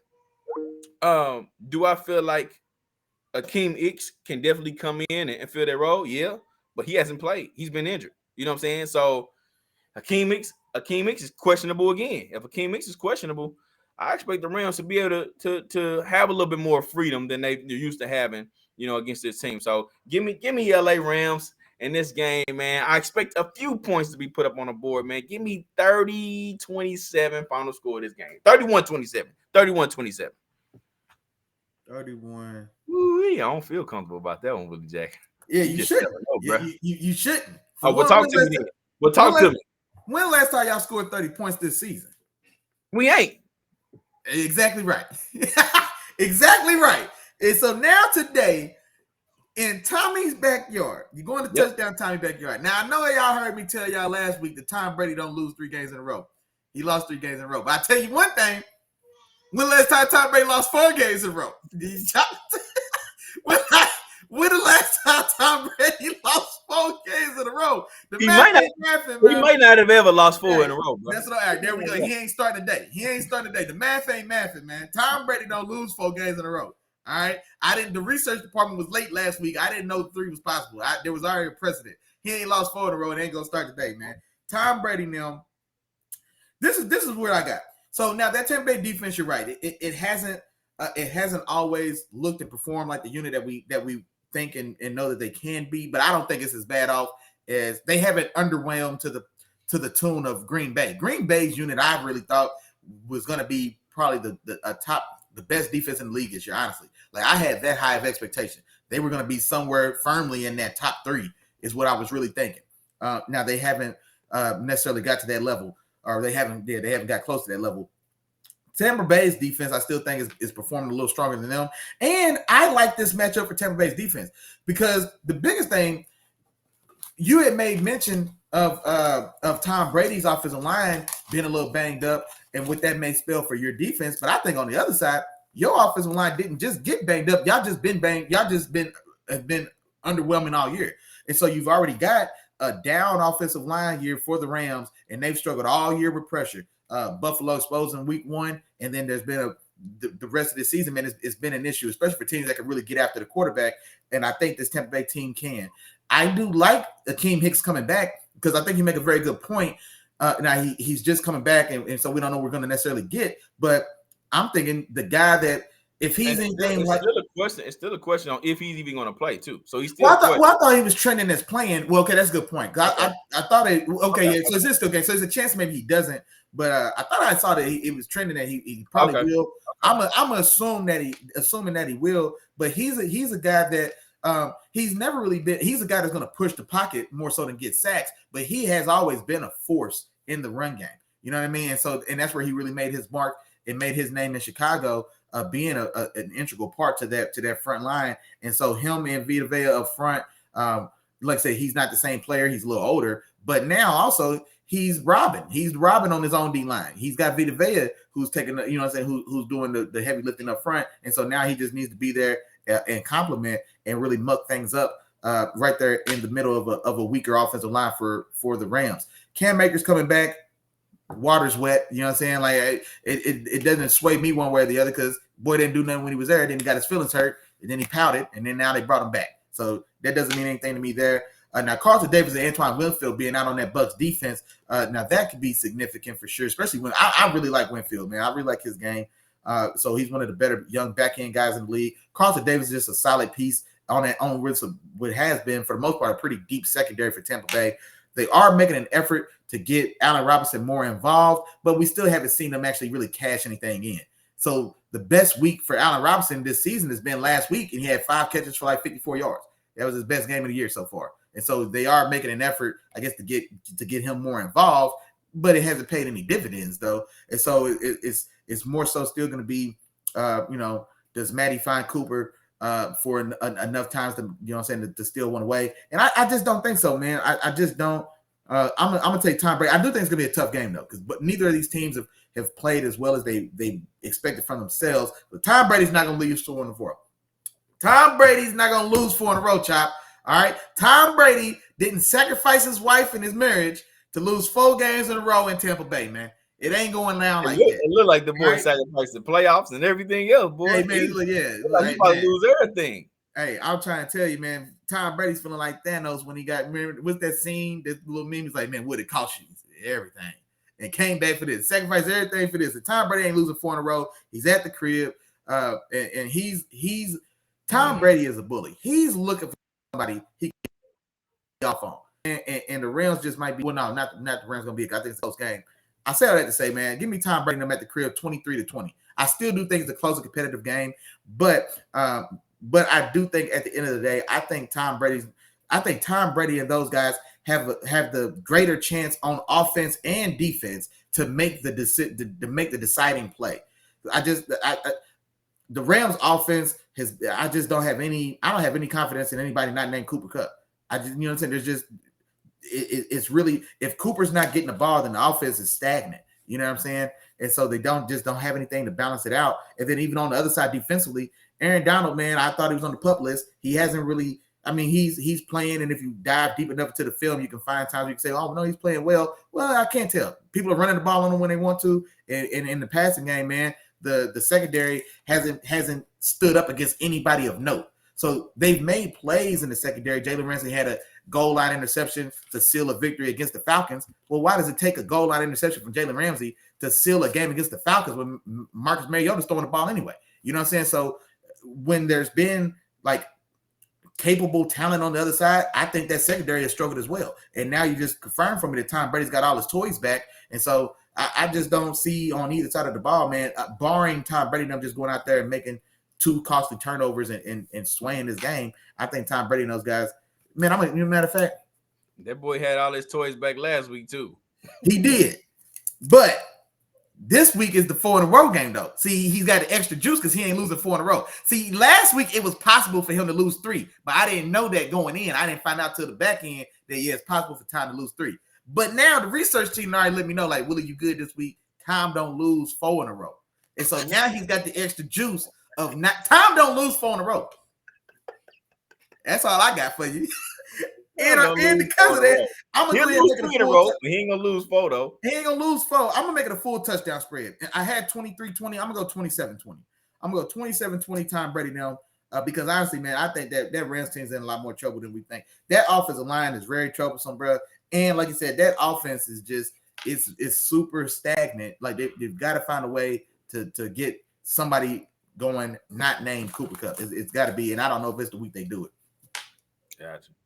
All right, Willie Jack, man. On to Monday Night Football, man. Where we got Baltimore, the Lamar-led Baltimore team going to New Orleans to take on the Saints. Willie Jack, who you got in this one, bro? Man, this is one I left in the air as well, man. Baltimore going to New Orleans is one of the toughest arenas or stadiums to play in the league. It really is. They've got a real home field advantage playing in that dome. It's loud. We know they got in trouble a couple years back for pumping fake noise into the stadium, so maybe it's not as loud as it was in 2016, but it's still very loud, man. That fan base is super loyal, and they play well, man. They play well at home. That defense is always troublesome for anybody who they face against, and always, man, the same thing I say every single week. Baltimore, Lamar, they want to run the ball. Lamar wants to expose you in the deep seams with Mark Andrews, with Isaiah Likely, with those guys. Now they've got D-Jax over. Who's the other receiver? Bateman's out. D-Jax and Duvernay. There we go. Yeah. So now D-Jax and Duvernay. So curious to see how Deshaun Jackson looks. This would be in this game, like really being able to have some footing, and I expect him to to go out there and be. I mean, he's going to be down in and down out, a guy on the field now, I would expect. And so curious to see how that looks. Duvernay, another speed guy on the other side of the ball as well. But it's Baltimore's run game with a combination of Lamar, Gus Edwards, Kenyon Drake. Are they going to be able to have success against New Orleans front seven? Cam Jordan, Marcus Davenport, Demario Davis. So, we know other names. The secondary's loaded. You know what I'm saying? You still got an older Tyrann Mathieu. You still got is Lattimore out this game? Is he out still? I think Lattimore might be back this one. Okay. Because he's been out the last couple weeks. Yeah, so I think Lattimore may be back in this game. Okay. He's questionable right now. Okay. But no, I think talking it through, man. I think New Orleans. I'm gonna give it to New Orleans.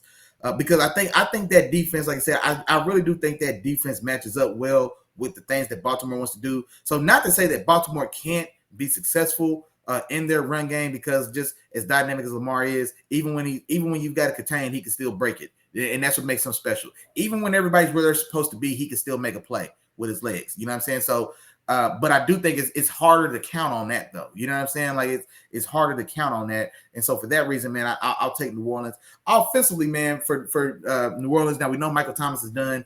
He's done for the year, and he's probably done in New Orleans. But even still, like I said, I mean that it hadn't been. His return wasn't DeAndre Hopkins' return. Now, mind you, he's been gone longer than Hop was gone. Hop was just gone at the end of last year with injury, and then 7 games this year. But still, so that finally came to an end. But they are still finding ways to be competent on the offensive side of the ball. And so Andy Dalton, like it or love it or otherwise, for better or for worse, they have been scoring points. That Arizona game for sure. They lose that game 38-42. And Andy Dalton put 21 points on Arizona board for him. You know what I'm saying? So they've still found a way to be able to explode and score points. Baltimore's defense, Roquan Smith over there now. How's he look? Okay, yeah, I am going to watch this game closely. I want to see how Roquan Smith moves and grooves in black and purple now. I think this is just a matchup, man. That team, that player, I just think that just matches so well. You know what I'm saying? So curious to see how he looks there. Yeah, I'm going to take New Orleans, man, at home on Monday night. That's just like I said, it's a tough venue, a tough place to play in that defense. I like how they match up with Baltimore. Score. Let me give you a score, Chop. 26-23 New Orleans at home on Monday night. So I'm going to go with you, Willie Jack, and I'm going to go, my final score is going to be 27-24. That's going to be my final score of this game. I'm going to go 27-24. I think Will Lutz comes down. He hits the game-winning field goal. And this game came down to 2 different aspects for me, man. It came down to the Baltimore Ravens' ability to run the ball, you know what I'm saying, and New Orleans being able to stop the run. And it came down to Andy Dalton and this offense preventing themselves from making mistakes. You know what I'm saying? And if y'all remember correctly, that's what cost them the game against Arizona in their primetime game, which was Andy Dalton throwing those 3 interceptions. That was the only reason they lost their game, because other than that New Orleans offense is moving up and down the field at will. You know what I'm saying? So I expect them to be able to move the ball on this Baltimore Ravens team. Now, as Willie Jack said, they did bring over Roquan Smith. So I want to see the difference that he makes in this defense. But this is what I've been feeling, Willie Jack. Maybe I'm tripping. You know what I'm saying? Maybe I'm tripping, but maybe I'm on a little something here. Mm-hmm. Is it me, or do the Ravens always add a lot of defensive pieces? Tell me if I'm wrong. Every year, man. No, they definitely do. They definitely do. It does feel like they average, and that makes sense because, like I said, that's the background of that team is a stalwart, stern defense, and so yeah, they keep chasing it. They got to live up to it. That's the bar that's set. They got to live up to it. And yet, right now, it seems like it doesn't matter who they add. They can't really. They're not that same defense. They can't stop anybody. You know what I'm saying? Mm-hmm. So I don't know if it's necessarily the scheme in which they run.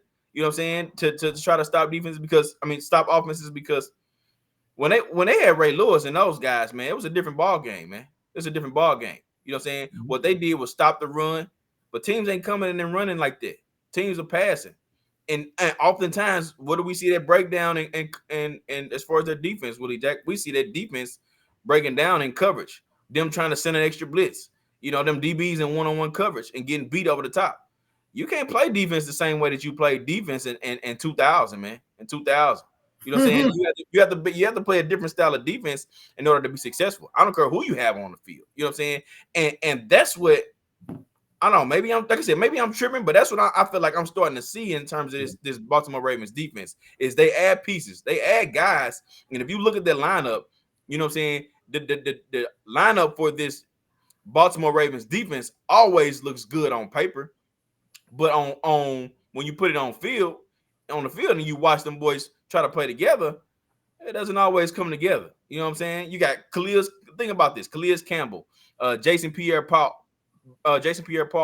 Odafe Owe, you know what I'm saying, on that defensive front, all name guys. Patrick Queen was a name guy. Roquan Smith, they just brought him over. We'll see how he looks. Justin Houston, Marcus Peters, Marlon Humphrey. They just drafted Kyle Hamilton. You know what I'm saying? Marcus Williams. Marcus They brought Williams. up. You get what I'm saying? Like Yeah. these are all names of guys that, for the most part, have been proven to be Well, good players, to be good, solid guys. But for some reason, man, it doesn't come together like it did in 2000. You get what yeah, I'm saying? no, but no, and well, here's the thing about that as well is that because you're right, they've added a lot of pieces, but we got to look at the piece they added. All those guys you've named, save for two of them, are well past their prime. Justin Pierre-Paul was on a Jason Pierre-Paul was a Super Bowl winner in New York, the Giants. How long ago was that? You know what I'm saying? Like Justin Houston, he was a Super Bowl winner 2 years ago. in Tampa Bay. Yeah, but I'm talking about he's old enough that he won a ring with Eli. You know what I'm saying? Like that's how old he is. You know what I'm saying? And then wait a minute, check me on that. I don't know if he's that old. That's too far back. Nah, he wasn't on those teams. He wasn't on those teams. Justin Tuck was on that team. Yeah, Justin Pierre-Paul came in. Justin Pierre-Paul got to New York after those runs. So I shouldn't say that. But what I'm saying is he's a guy well past his prime. Calais Campbell, a guy well past his prime. Justin Houston, well past his prime. So all those guys on the front line are all 34 plus. You know what I'm saying? These guys are NFL grandfathers. You know what I'm saying? These are older cats, man. You know what I'm saying? And then on the other side, Patrick Queen was a young guy they drafted out of LSU. His whole thing was he was an undersized guy. Maybe the being inside in the 3-4 may not have been what he was more so suited for. And honestly, he's never really played up to his ability that we've seen in college, because in college he was a run and hit guy. It was a 4-3. He's a little more protected. You've got somebody else up front. Make sure you keep interior offensive line off of you so he can use his undersized speed and quickness to dart around and make plays. Well, in Baltimore's scheme of defense, they're asking him that you do have to be more of it's a more physical demand on taking on those blockers yourselves instead of being covering up and maybe shock and shed and still make plays and sort through the trash. And so he's just never really been overly suited to do so. So bringing over Roquan Smith, I think is an excellent move because now you really tighten up. You really tighten up the center of that defense. And then, like I said, the guys on the back end. Now, those guys on the back end, some of it is that they have been put in compromising positions by that defense, being overly aggressive, zero blitzes at maybe the worst or inopportune times, and then getting beat for it. But you still got young, talented guys. Marcus Peters, I think, leads the league in interceptions since he's been there. He's the active lead interception leader in the NFL, and he can still get his hands on the ball. He still plays solid ball. Marlon Humphrey. Marlon Humphrey is still one of the better bump and run guys in the league. Super physical, a little handsy, honestly. Doesn't really get his hands on a lot of interceptions per se, but that's not necessarily his game. Like I said, it's a different style of corner. He's more so gonna bump you, gonna fight you, gonna stay right in your pocket, and he's gonna smother you and make it difficult for you to bring one in. Now we've seen that can be exposed by a guy who's, Jamar Chase has made lunch food to that boy. You know what I'm saying, before. And so we know that could be, it could be up and down there as well. But I think the bigger thing is it's an old defense. So even though we recognize the names of those guys are still well past their prime. You know what I mean? Like we talk, a lot of these guys' careers right now, we're talking about Ali after Foreman. You know what I'm saying? They on that stretch of their career. You know what I'm saying? So like every one of those guys, their best day was 10 years ago. Justin Houston was a 20-sack guy 10 years ago. You know what I'm saying? Jason Pierre-Paul was a 16-sack guy 5-6 years ago. You know what I'm saying? Calais Campbell, who was already an elder statesman when he got to Baltimore after spending the bulk of his career in Arizona. So when he got there, he was already on the backside of his career. He had a resurgence those first 2-3 years. But now, like I said, now this is a guy that's 36, 37 years old. You know what I'm saying? So just those pieces are a lot older, as I think what the problem is. But they got to keep swinging and taking bites at the apple. So I think this Roquan Smith, having a guy that kind of solidified the middle, it can be a boost to both sides. It can be a boost to the guys in the front because now if one pops through, now he can stop it or cap the bleeding, as opposed to where one pops through, Patrick Queen can't make a play, and now what could have been a 6 or 7 yard game, which is a big game, now those games instead may have hit for 12 or 13. And so now you got a guy who can help cover some of that up. And so I still like the move, but I think that's what the issue is. The names we know, but they're old names though. That's the only thing. Okay, that's fair. Yeah, but yeah, all that said, I still think the New Orleans offense will be a little bit too dynamic for this Baltimore defense in terms of how they can attack you. Andy Dalton's proven that he can still throw throw a little bit and still attack you downfield. Alvin Kamara at the backfield. Taysom Hill when he's running the ball, from the QB position and doing different things he can do. This offense is just very dynamic in the ways that they can attack you. And I think the defense is strong enough to stop what Baltimore is good at. And Tyrann Mathieu is going to be the difference in this game. Being over the middle of the field, being able to stop those passes over the middle instead of, Lamar Jackson being able to hit his tight end, who he really loves to hit, time after time again, making him uncomfortable. And I think New Orleans in this defense, they takes care of business, man. So they win this one 27-24 as my final score. Gotcha. All right. On to the game of the week, Willie Jack. Usually we have two, y'all. If y'all pay attention to Chopper Willie in the morning, we usually have two games of the week, one for me, one from Willie Jack. But this week, man, we picked the same one. You know what I'm saying? We didn't have too many games that have enough juice, but we said, you know what? Forget it, man. Let's go ahead and talk about this one. This one got a little juice to it. And even this one, for me, Willie Jack, I don't know about you, even this one for me, you know what I'm saying? I still think one team is a little bit more superior, but let's go ahead and talk about it, man. We got Tennessee going to Kansas City to take on the Chiefs. Willie Jack, who you got, bro? Man, this one, I really went back and forth on this one, man. And I'm going to tell you, this one for me is going to be a good measuring stick, I think, for both these teams. For one, because it's Tennessee started slow, got off to a slow, ugly start, and they've really rallied. King Henry has really turned it up.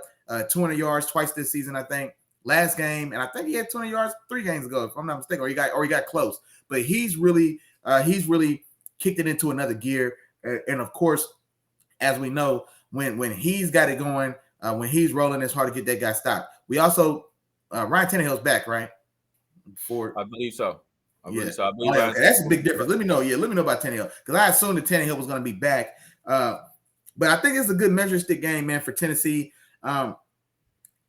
I think Tennessee has a chance to win this game, man, on the strength of Derrick Henry. If this now, it's a tall order to say, well, if a guy goes for 200, well, yeah, that's a crazy thing to say, and that's not overly likely. But I'm saying is they really do have a chance to really take the ball out of Patrick Mahomes' hands. You know what I'm saying? The best way to defend Patrick Mahomes is keep him off the field. So, yeah, there's a lot of stuff you can do when he is on the field, when you are on defense. Don't blitz him. Drop as many guys in the coverage as you can and kind of hope just kind of make it muddy enough for him that he forces one that turns into a mistake. That's been kind of the way to stifle or to trouble Patrick Mahomes. But now on the other side of that, if you aren't able to successfully do that, well, then just keep him off the field. And to do that, you need a very dominant, time-consuming run game, and that's exactly what Tennessee has. And so they've got the perfect guy on offense to do, to keep him off the field. So if this is a day where they can, with slow and steady, can win this race, and you can pound Derrick Henry for 32 carries, Derrick Henry gets 180 yards, 3 touchdowns, because that's the type of day. It would take a monster day, and that's what it would take. But they could go get that done. But man, there again, like I said, it's still such a tall order. Because even like I said, you can slow down Patrick Mahomes, but you can't completely stop him. And like I said, and especially if they come out and really get this game rolling, then it's an uphill battle for Tennessee anyway. Because like I said, they are playing left-handed. They've only kind of got one aspect to affect you at, and that's Derrick Henry. And if you take him out the game with a quick score early, one score and then 1 3-and-out by Tennessee, and this game is over. I'll tell you that right now.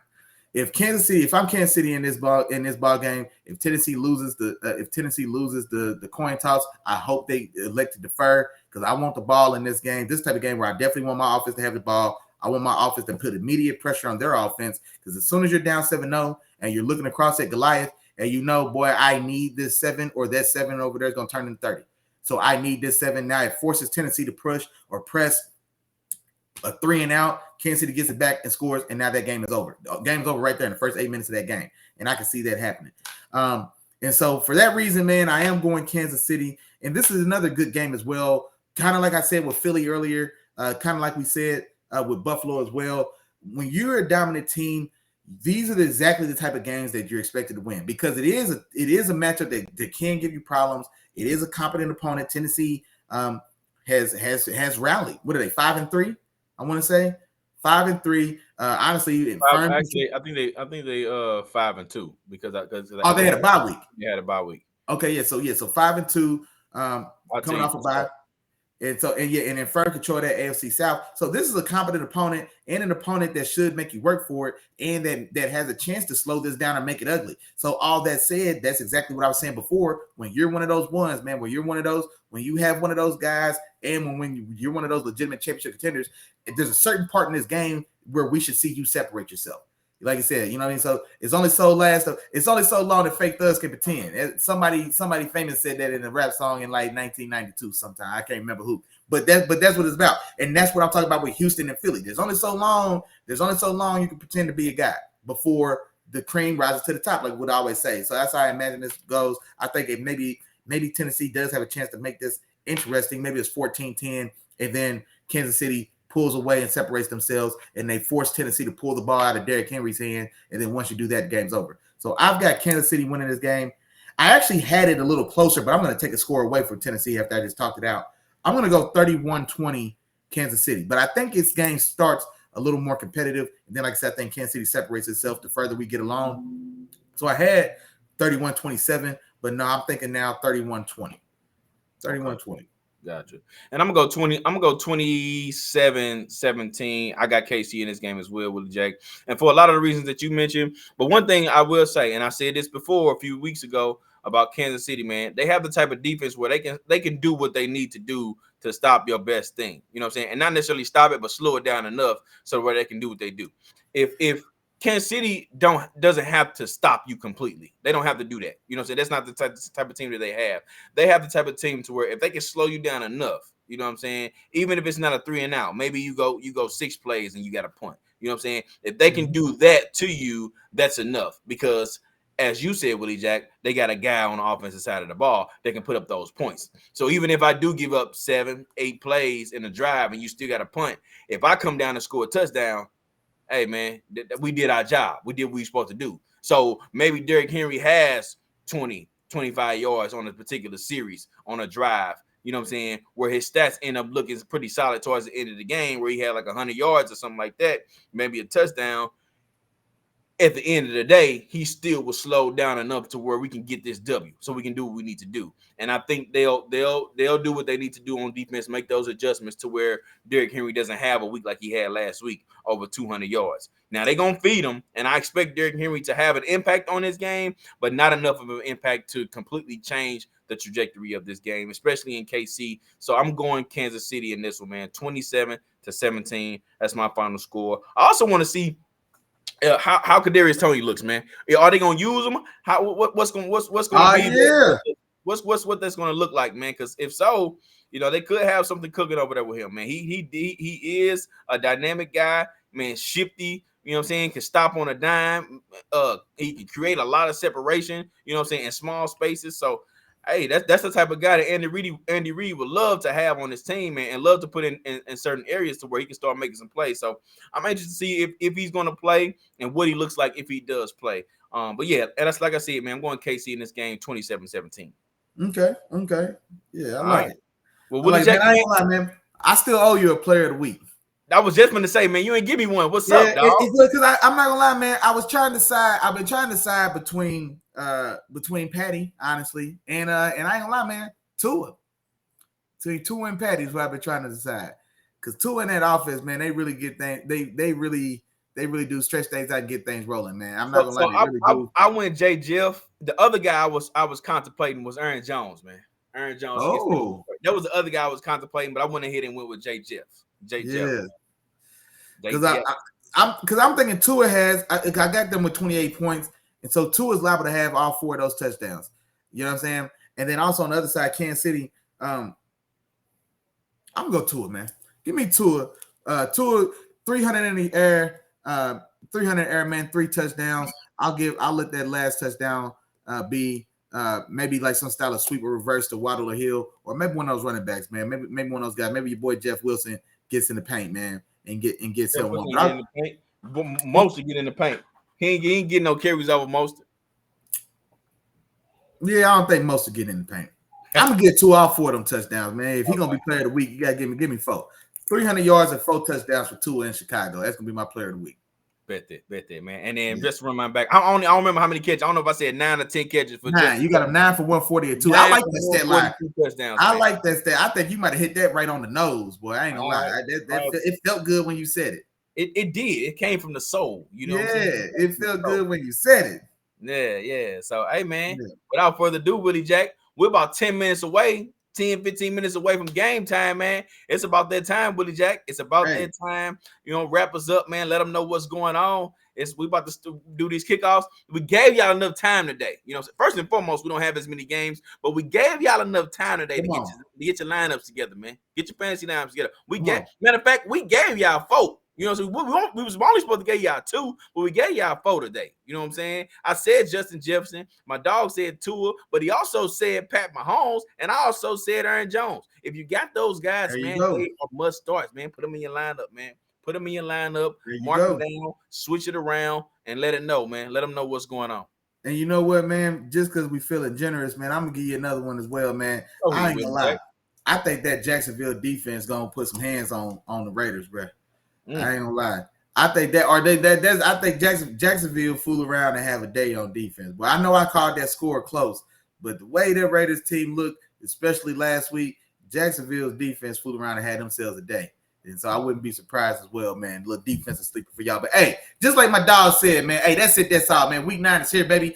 Get comfortable, get relaxed. Go in there, get your cold beverage, man. Go send your wife and go send your wife and the kids out to do something, man, to get out your way, man, so you can sit down and enjoy yourself. Have a nice long Sunday on your couch. Appreciate everybody that came through to holler at your dogs, man. Man, now, as I can tell, of course, man, unfortunately, we weren't able to be live this morning with y'all, man. Man, things came up, man, things that we couldn't avoid, man. So we apologize for that, man. Appreciate everybody that's gonna come through and still hold us down, man. Rock with your boys, man. Still hold it down for Chocolate in the morning, man. Come on, man. I know day one game Jarrell in here. I know you're in here, big dog, and I appreciate you, man. I know day one game Tom in the building, man. I know the guys that's here, man. I know Real Deal STL Sports in the building, man. I know no podcast the vultures, no vultures the podcast. I know y'all in the building, man. So appreciate all the guys, man, holding us down. I know Miles stepped in. Miles stepped in. Hey, for sure. Yeah, there we go, man. I know Chef Dove's in the building, man. Come on now. We know the guys is in here, man. So we appreciate all the love support as always, man. Can't do it without you. Wouldn't want to do it. Wouldn't want to do it without you either way, even if we could, man. So appreciate all that. Everybody have fun and be safe on your NFL Sunday. We will see y'all boys again on Wednesday, man. Touch home base on Wednesday, 7 o'clock. Y'all know what's going on. And until then, peace. Peace.